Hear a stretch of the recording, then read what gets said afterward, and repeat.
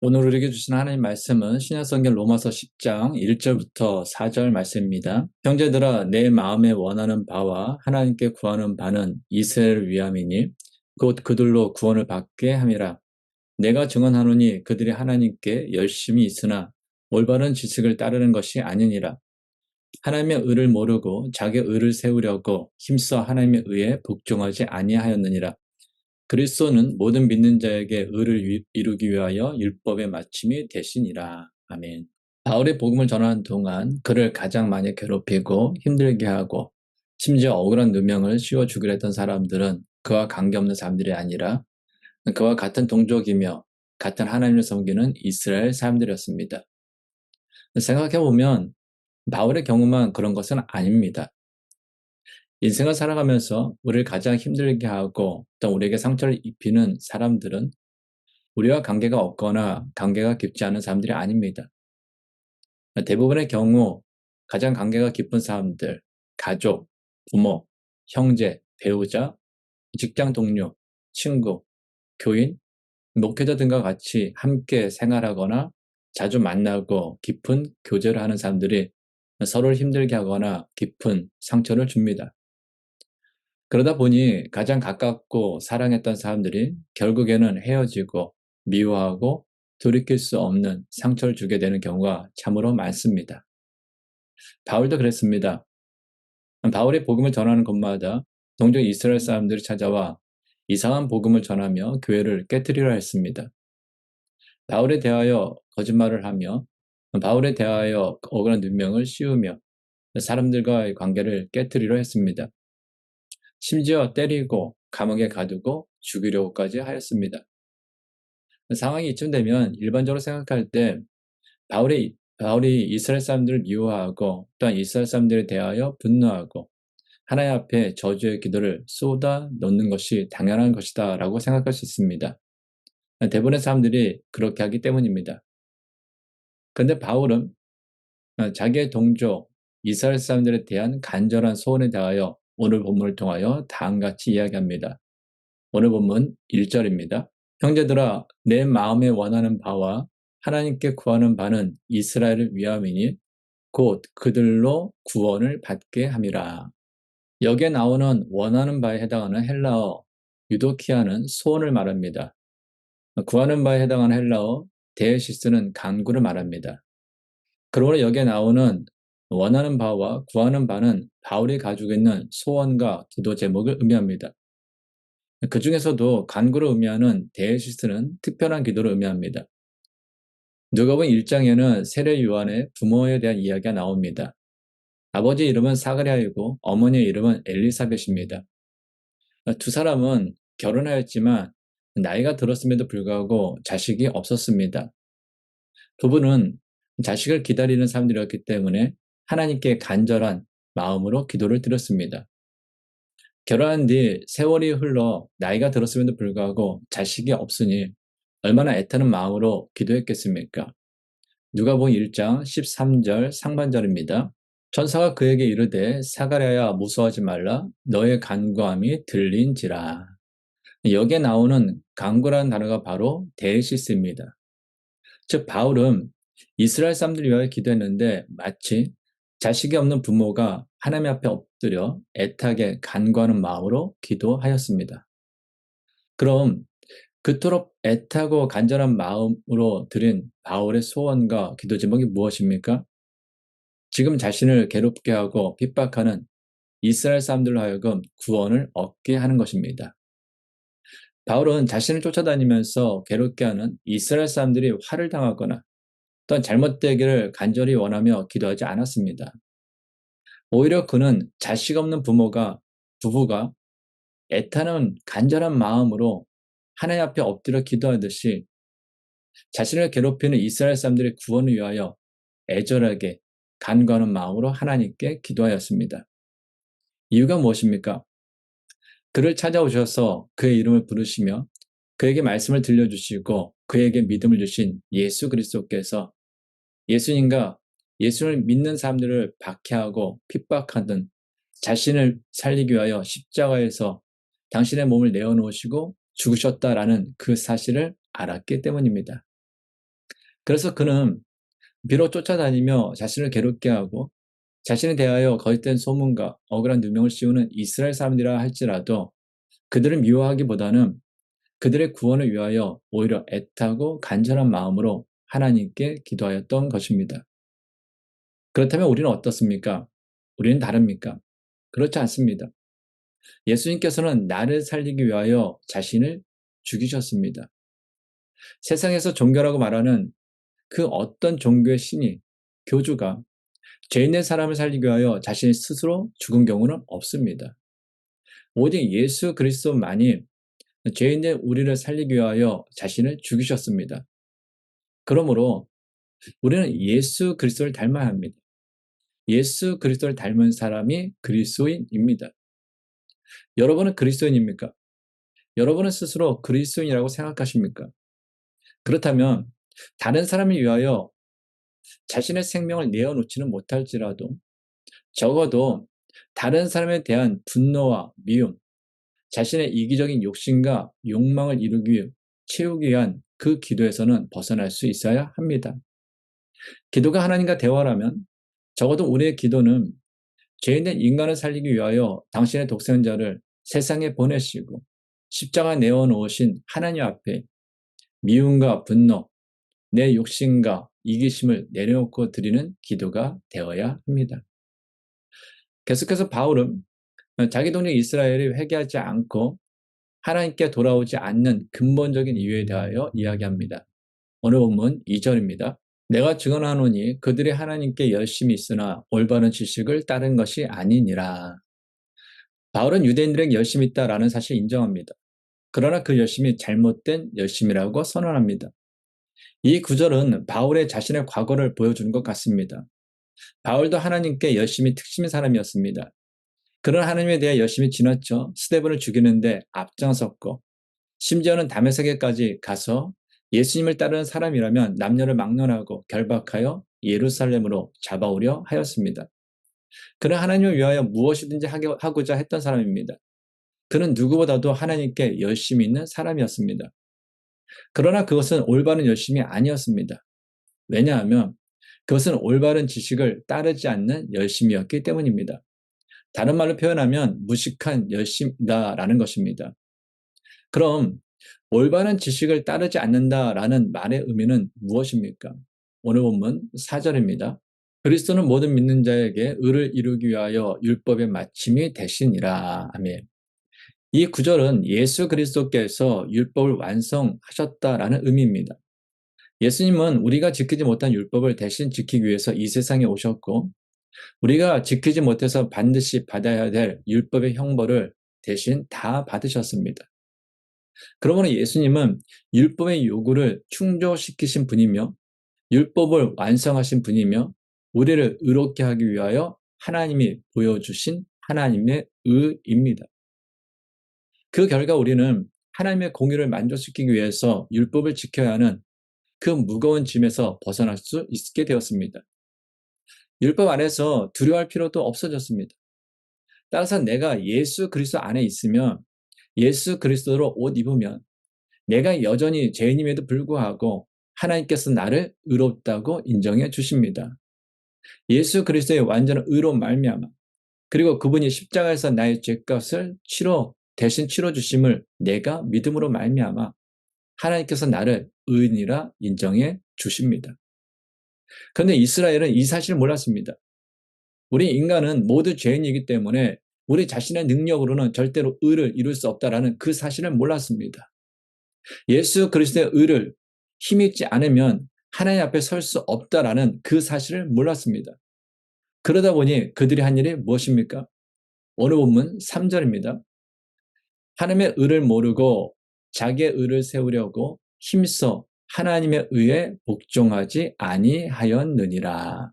우리 인간은 모두 죄인이기 때문에 우리 자신의 능력으로는 절대로 의를 이룰 수 없다라는 그 사실과 예수 그리스도의 의를 힘입지 않으면 하나님 앞에 설 수 없다라는 그 사실을 몰랐던 이스라엘은 하나님의 의에 복종하지 않았습니다.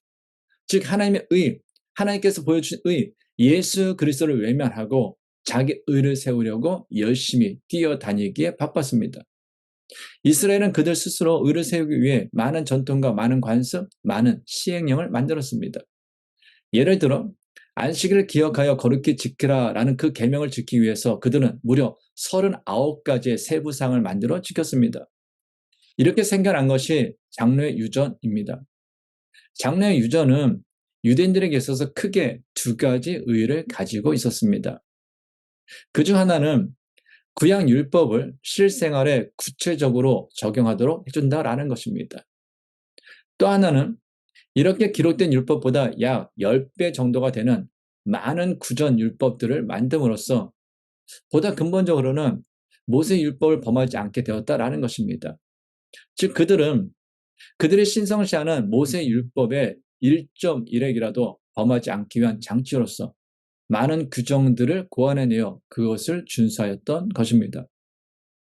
그러나 유대인들의 이 같은 사고방식은 하나님의 뜻을 왜곡시키거나 복잡한 형식적 규례들을 백성들에게 씌워 내적인 신앙보다 외적인 종교 형식을 더 준수하게 하였습니다. 그래서 예수님께서는 이것에 대하여 날카롭게 비판하셨습니다. 마태복음 23장 23절입니다. 화 있을진저 외식하는 서기관들과 바리새인들이여 너희가 박하와 회양과 근처의 11조는 들이되 율법에 더 중한 바 정의와 궁율과 믿음은 버렸도다. 그러나 이것도 행하고 저것도 버리지 말아야 할지니라. 아멘. 그들은 하나님의 율법 속에 담아 놓으신 정의와 궁율과 믿음의 정신은 송두리째 내버리고 사실 중요하지도 않은 형식적인 법조문만 잔뜩 실어 놓았습니다. 그것은 사람의 법이지 하나님의 법이 아니었습니다. 지금도 이 장로의 유전을 지키는 유대인들 중에는 안식일에는 전기 스위치도 켜지 않고 엘리베이터 버튼도 누르지 않는 사람들도 있습니다. 꼭 전기 스위치를 켜야 할 경우에는 유대인이 아닌 이방인을 불러서 그에게 돈을 주고 대신 그 일을 하게 합니다. 그 정도로 그들은 율법을 완전히 지키겠다라는 나름대로의 열심을 가지고 있었습니다. 바울은 이러한 모습을 이스라엘 백성이 자기 의를 드러내기 위한 잘못된 열심이다라고 지금 지적하고 있는 것입니다. 그들은 율법을 지켜야 의로울 줄 알고 거기에 매달렸습니다. 근데 그것은 사실 율법을 지키는 자가 아니라 율법의 노예가 되어버린 것입니다. 그리고 바울 역시 예수님을 만나 회심하기 전에는 그들과 다르지 않았습니다. 갈라디아서 1장 14절입니다. 내가 내 동족 중 여러 연갑자보다 유대교를 지나치게 믿어 내 조상의 전통에 대하여 더욱 열심히 있었으나. 여기에 나오는 조상의 전통이 바로 장로의 유전입니다. 바울은 예수를 만나기 전에는 자기 의를 드러내려고 지나치게 열심을 내었습니다. 그래서 그는 예수 믿는 사람들 때리고 잡아오고 심지어 죽이는 일에 열심을 내었던 것입니다. 이처럼 예수님을 만나 회심하기 전에 바울이나 이스라엘 백성들은 율법의 10배나 되는 장로의 유전까지 만들어 지킬 정도로 율법을 지키는 일에 열심이었던 사람들이었습니다. 그런데 불행히도 그들에게는 지식이 없었습니다. 여기서 말하는 지식은 세상의 학문적인 지식을 이야기하는 것이 아닙니다. 하나님의 구원의 진리를 이야기합니다. 다시 말해 자기 능력으로는 의를 완성할 수 없으며 오직 예수 그리스도를 힘입어야만 가능하다라는 것입니다.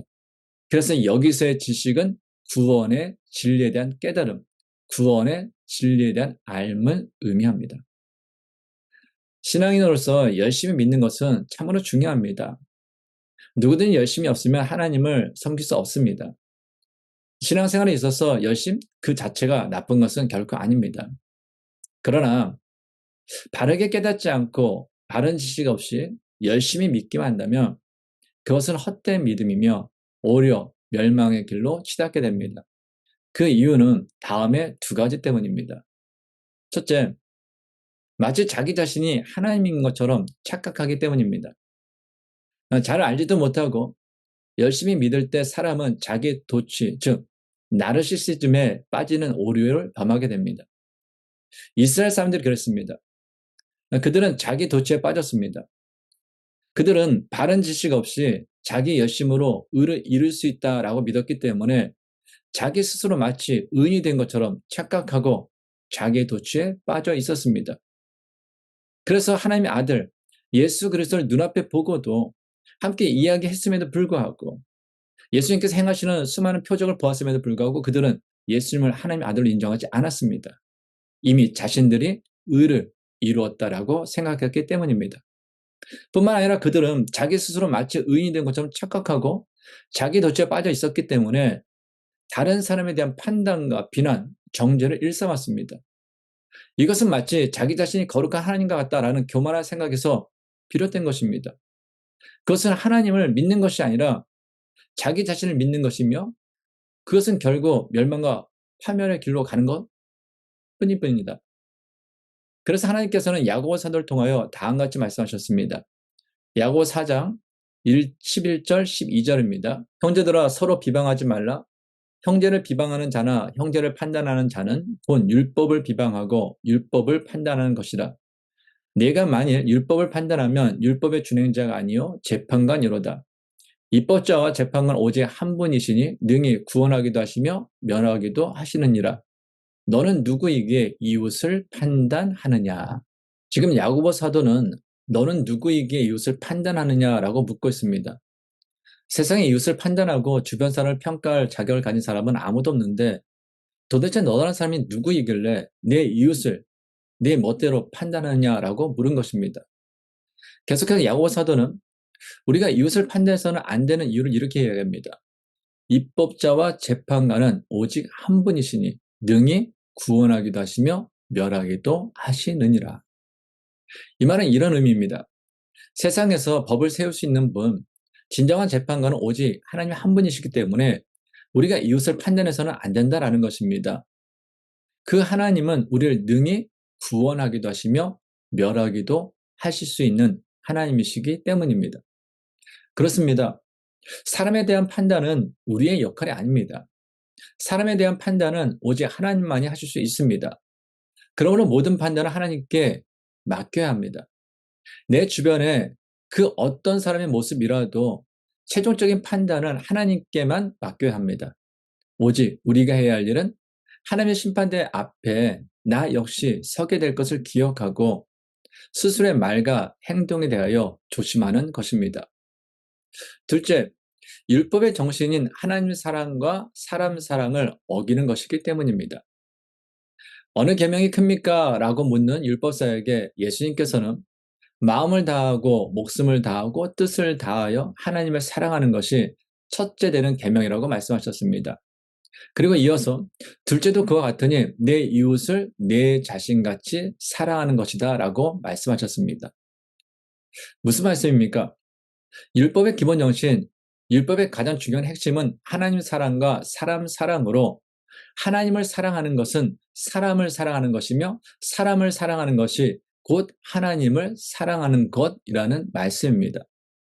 그러나 이스라엘은 자기 스스로 마치 의인이 된 것처럼 착각하고 자기 도취에 빠진 나머지 다른 사람에 대한 판단과 비난, 정죄를 일삼음으로 사람 사랑이라는 율법의 기본 정신을 어겼습니다. 뿐만 아니라 율법을 지켜야 한다는 명분 때문에 자신의 도움을 필요로 하는 사람을 외면함으로 사람 사랑을 실천하지 않았습니다. 이것을 잘 보여주는 것이 누가복음 10장에 나오는 선한 사마리아인 비유입니다. 어떤 사람이 예루살렘에서 여리고로 내려가다가 강도를 만나 옷도 빼앗기고 거의 죽을 정도로 맞고 길가에 버려졌습니다. 그가 그대로 있었으면 그는 생명을 잃었을 것입니다. 근데 때마침 강도에 의해 모든 것을 빼앗기고 죽어가는 이 강도 만난 사람 앞에 제사장과 레위인이 등장합니다. 강도 만나 죽어가는 사람들은 생각했을 것입니다. 제사장과 레위인이라면 당시 유대 사회의 종교 지도자들이었기 때문에 저들이 오면 나를 구해줄 것이다. 나는 이제 죽지 않고 살겠구나. 내 생명을 구했다라고 기대했을 것입니다. 그러나 그의 기대는 무참히 깨어졌습니다. 제사장과 레위인은 강도 만나 죽어가는 그 사람을 보았음에도 불구하고 오히려 멀리 피해갔습니다. 이들이 강도 만난 사람을 도와주지 않고 피해간 것은 나름대로 정당한 이유가 있었습니다. 율법에 의하면 강도를 만나 반쯤 죽은 그 사람은 시체와 다를 바 없었기 때문입니다. 또한 그런 사람을 만지거나 가까이 하게 되면 부정해지기 때문에 제사장이나 레위인으로서 직분을 감당할 수 없게 되기 때문입니다. 레위기 21장 11절입니다. 어떤 시체든지 가까이 하지 말지니 그의 부모로 말미암아서도 더러워지게 하지 말며.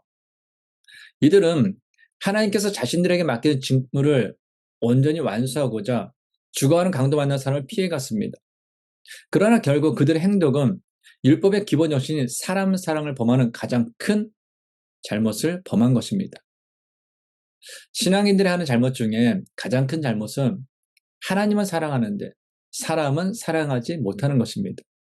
교회에서는 거룩하고 경건하게 예배하고 하나님에게는 잘하는데 사람에게는 함부로 하고 도움을 필요로 하는 사람을 못 본 척하고 심지어 말로 사람을 죽이는 것입니다. 그러나 하나님 사랑과 사람 사랑은 다르지 않습니다. 하나님 사랑과 사람 사랑은 같습니다. 그래서 하나님을 사랑하는 사람은 반드시 사람을 사랑해야 합니다. 하나님을 예배하며 하나님을 찬양하는 사람은 사람에 대하여 함부로 비난하고 함부로 말해서는 안 됩니다. 그것은 결국 사람을 위하여 당신의 독생자 예수 그리스도를 이 땅에 보내시고 십자가에 내어놓으신 그 하나님을 사랑하지 않는 것이며 그 하나님의 마음을 가장 아프게 하는 것이기 때문입니다. 지금까지 말씀드린 것처럼 구원의 진리에 대한 올바른 지식이 없으면 마치 자기 열심으로 의를 이룰 수 있다라고 믿기 때문에 자기 스스로 마치 의인이 된 것처럼 착각합니다. 또한 그로 인해서 하나님과 사람 앞에 더욱더 큰 죄악을 범하게 됩니다. 그래서 구원의 진리에 대한 올바른 지식이 없는 열심은 믿음이 아닙니다. 그러나 자기의 능력으로는 의를 완성할 수 없으며 오직 예수 그리스도를 힘입어야만 가능하다는 구원의 진리에 대한 올바른 지식이 있으면 아무리 오랜 세월 동안 신앙생활을 했어도 아무리 성경적인 지식이 많아도 하나님과 사람 앞에 겸손합니다. 나의 구원은 오직 하나님의 은혜로 얻은 것임을 알기 때문입니다. 또한 하나님을 사랑하는 마음으로 사람을 사랑합니다. 하나님께서 죄인된 인간을 구원하기 위하여 어떻게까지 사랑하셨는지, 어떻게까지 희생하셨는지 알기 때문입니다.